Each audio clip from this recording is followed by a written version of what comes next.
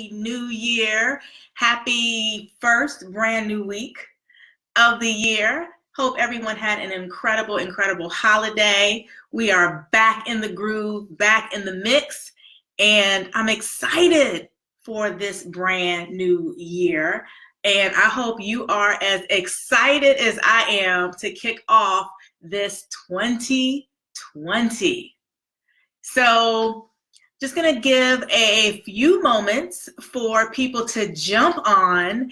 And once you're here, give me a shout out down in the comments section. Let me know where you are tuning in from. And if you are catching this on the replay, I want to know that you were here as well. Give us a hashtag replay to let us know that you were here. So I was just thinking, what is it that people need to know that can help them make this year different from last year? And it really doesn't matter where you are, what you've accomplished. 9 times out of 10, you have your eyes set on something more. You have your eyes set on a higher level of success. And so I wanted to come on and share with you what I call my 3Ds.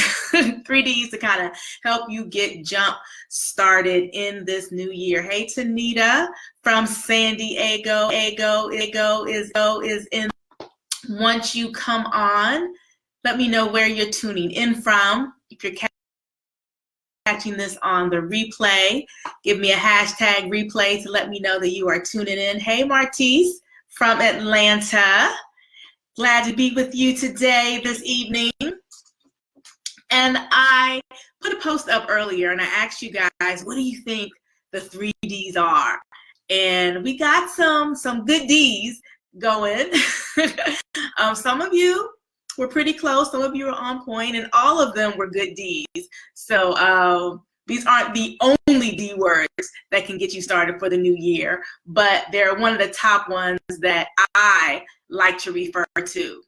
So how many of you had some 2020 goals?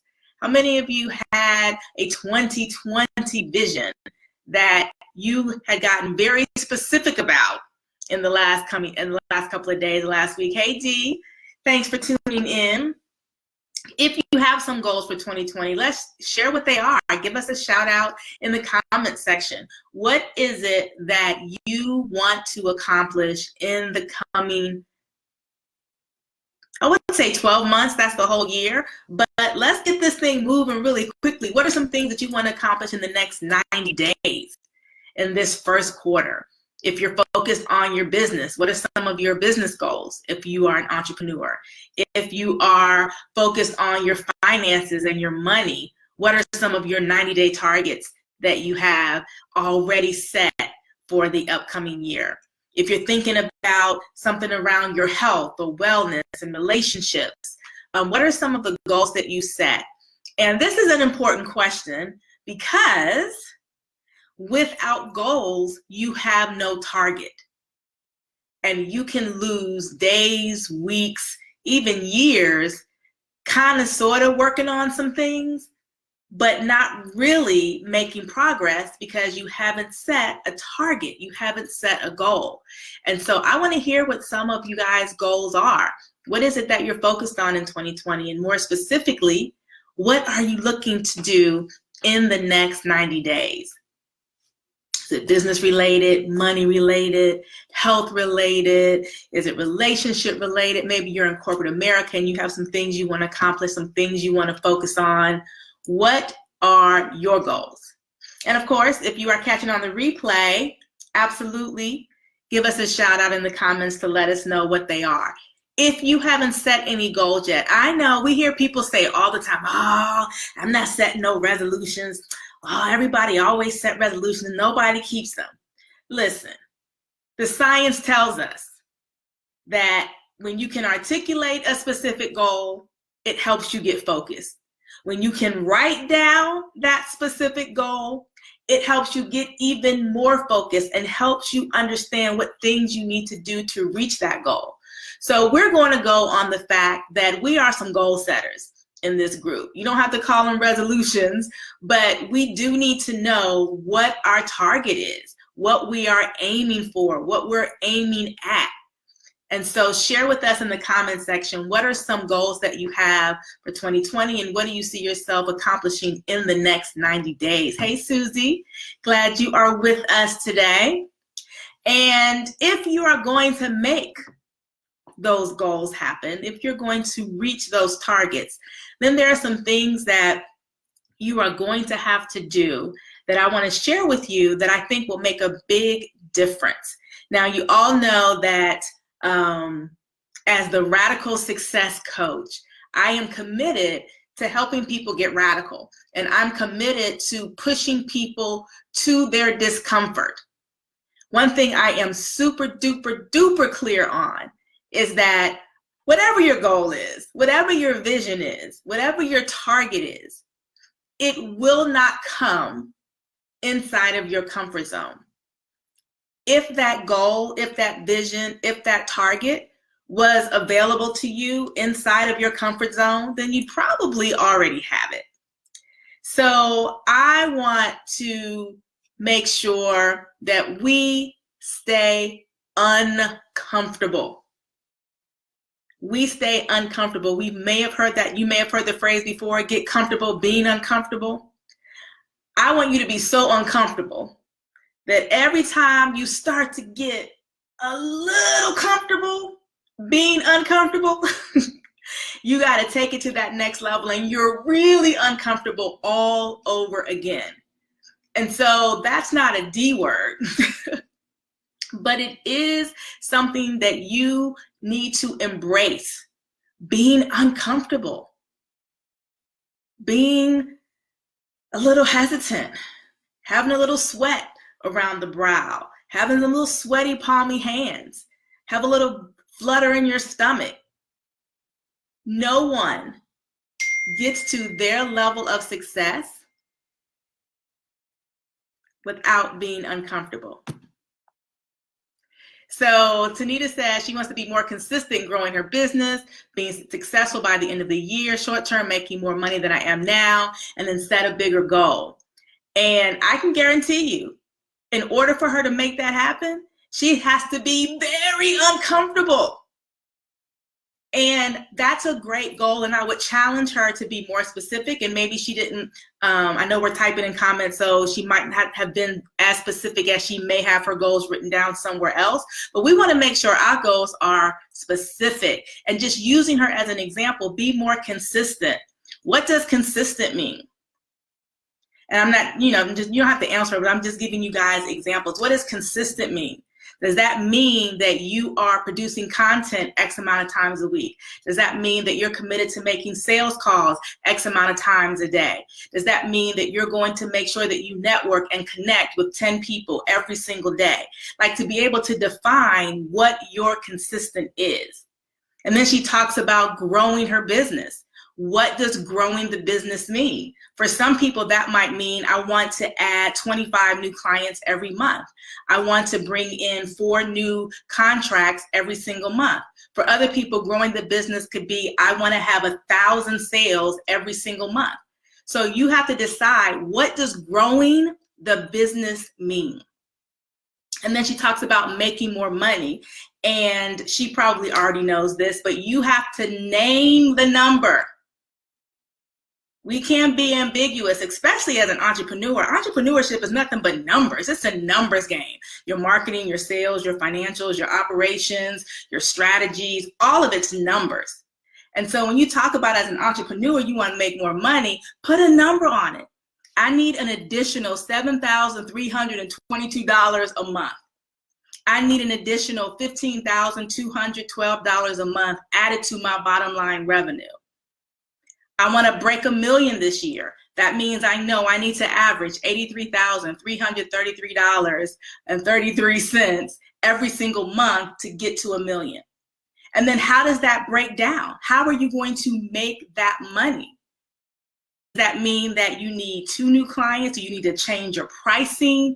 Do you need to get a better deal on manufacturing? Do you need to look at your shipping prices and policies and practices. Like, how are you going to create that money? And so when we talk about these goals for 2020, you have to be specific, crystal clear. Otherwise, you're not going to get the best strategy in order to make it happen. So thanks for sharing that, Tanita. Madeline, Happy New Year to you. Hey, Susie, putting yourself first and not feeling guilty about it.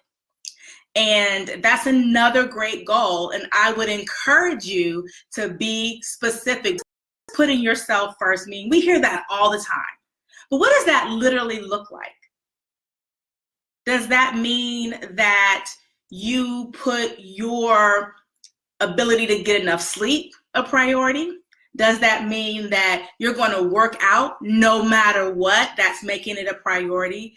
Does that mean that you're going to set aside time every week for a bath or for a massage? Does that mean that you're going to hobbies that you used to have, whether it's singing or sewing or reading or crocheting? Like, to be able to identify what does being first mean, and then lay it out so that you can show up for yourself in a way that makes you feel that you are indulging in self-care. You know, we've heard that phrase before. You can't serve from an empty cup, right? You can't be running on empty and then expect to give to others. And so they say you need to fill up your cup. And when you fill up your cup, that allows you to operate at your maximum, right? A full cup still doesn't have you given to other people. Let's just be clear. A full cup means that you can now operate at your maximum potential. When you fill your cup up and it begins to overflow, that's when you can begin to give and serve others without wearing yourself out. And everybody has a different way of filling up their cup. It's not the same for everybody. And so maybe you're not a massage, incense kind of person. Maybe that doesn't fill your cup up. Maybe your cup gets full when you can do some kickboxing and you can hit some things and knock some things down. Like, maybe that's what fills your cup. Maybe filling your cup means, you know what? I'm working, 40, 50, 60, 70 hours a week, but every quarter I take a week off. Every quarter, a long weekend. Like, you have to be able to define what fills your cup up so that you can first maximize your potential and then serve from your overflow. Yes, who else? Anybody else? If you're catching this on the replay, we want to hear from you as well. What are some goals that you're focused on in 2020, and what are you going to do in the first 90 days? Like, how you start matters. How you start matters. And I would challenge you, if you are part of the Radical Success Inner Circle, you know I'm really big on taking a 12-month goal and doing it in 12 weeks. And one of the books that we reference a lot inside of the Inner Circle is our 12-week year. So if you're looking for a book recommendation, if you're looking for something to kick off the year with, that's what I recommend, the 12-week year.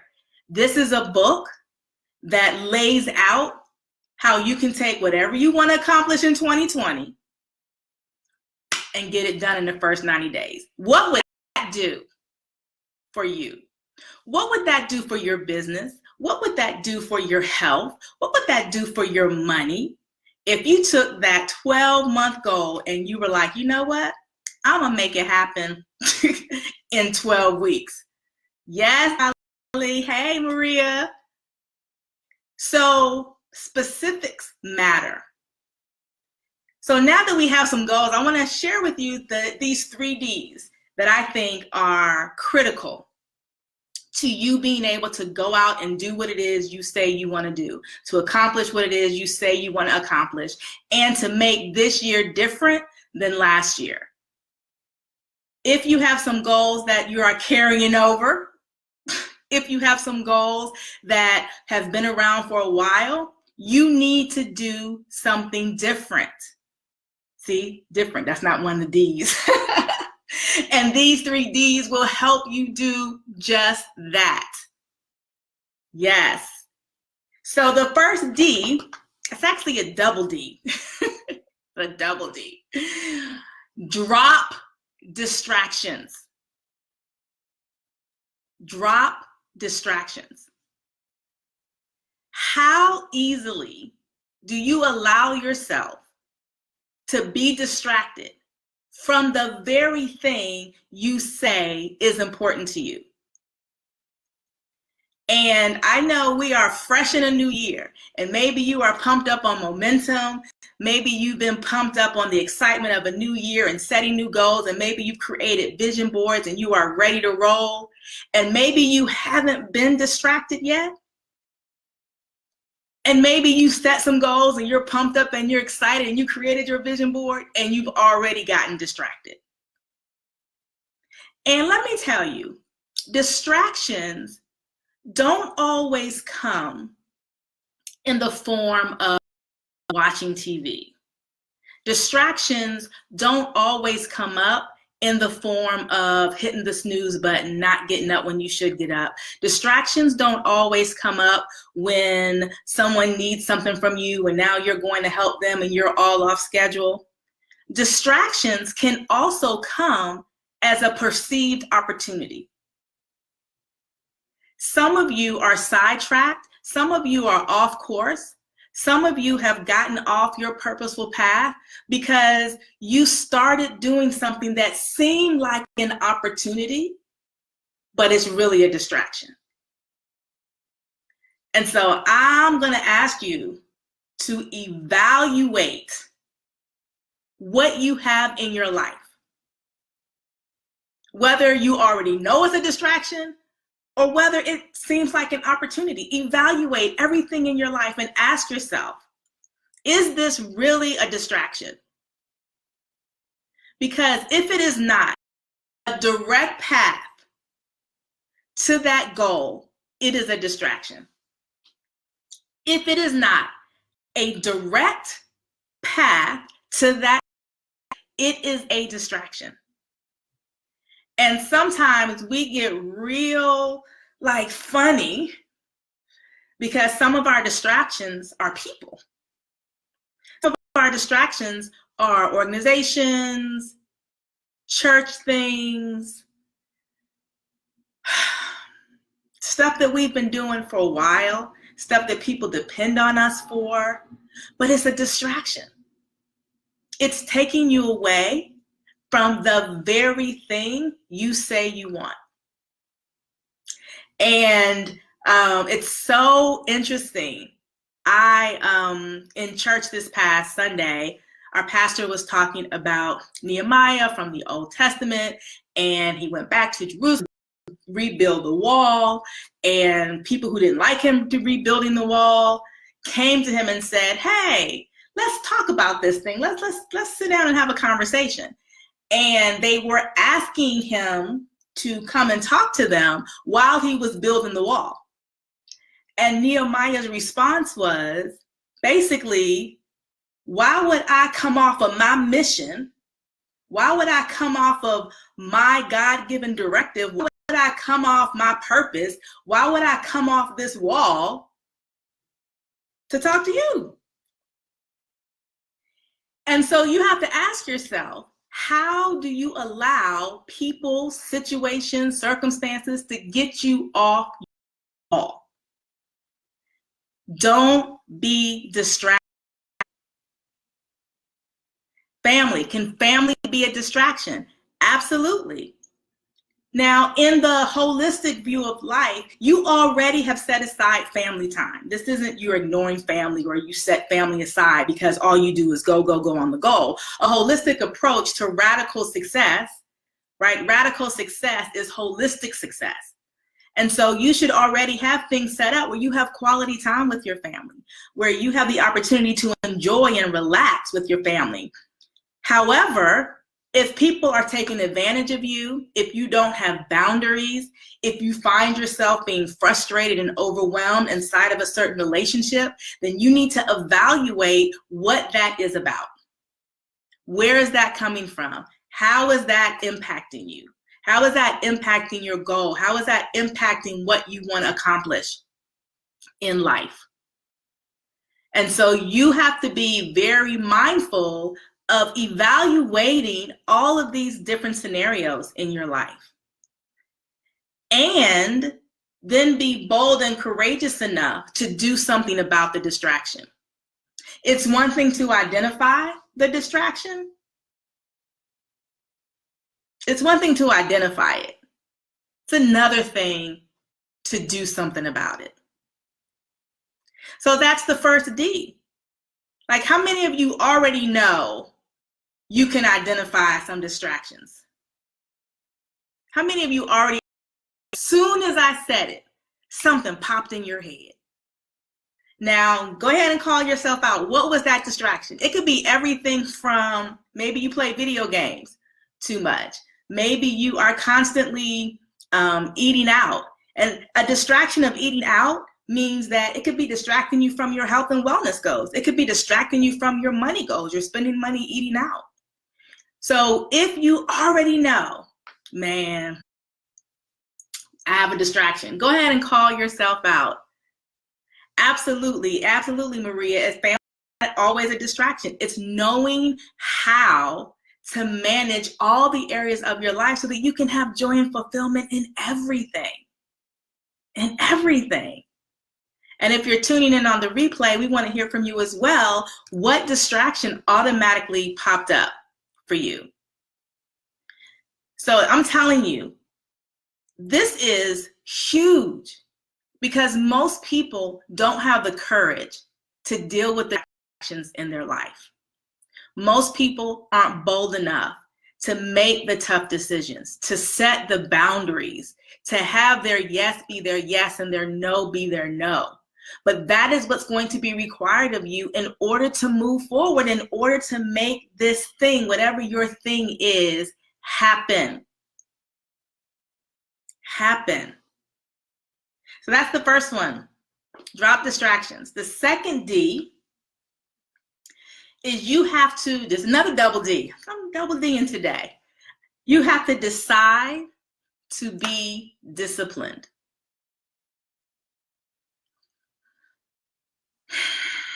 People can go hard for like a week.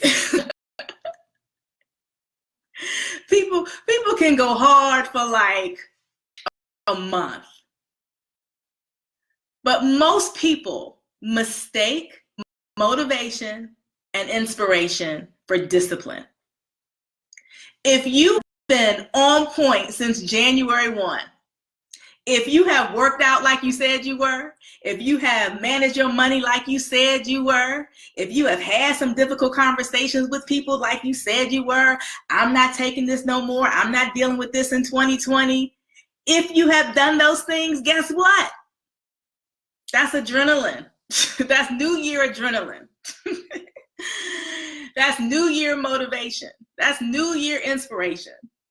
And adrenaline, motivation, and inspiration is what gets you started. Now, I'm not mad at it. We all need that. We all need that piece of energy. But man, oh man, come January 27th, February 12th, March 6th, April 20th, most people still not at the gym. Most people have blown their budget. Most people have let those boundaries that they set just fade away. That's right, short distance movers. So you have to be disciplined. And let me tell you, discipline is not easy. Discipline requires you to die to yourself every day for the greater good. For the greater good. That's what discipline is. It's a dying of self for the greater good. If you didn't have to choose to do something when you don't feel like doing it, then you wouldn't need discipline. But we all have to choose to do things when we don't feel like it for the greater good. And what's so sad about this for me, what I've noticed, is that when it comes to showing up for other people, we have the discipline.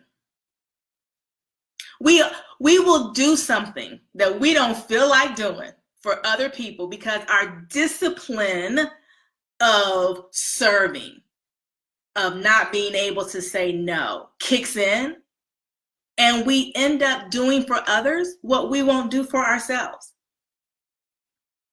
So what does discipline look like for you?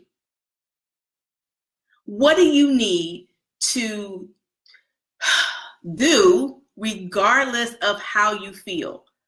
Many of you know I used to write romance novels. I wrote 9 or 10 books for Harlequin, for BET Books, and I remember the publisher saying, hey, your book is due on this date. I could not wait for creative inspiration to fall on me so that I could sit down and write these words. No. Writing is a discipline. I had to sit down in front of my computer and write words whether I felt like it or not, whether I was creatively inspired or not. And so stop waiting to be inspired. Stop waiting for some imaginary thing to happen that will kickstart your doing what it is you should be disciplined to do. Everybody should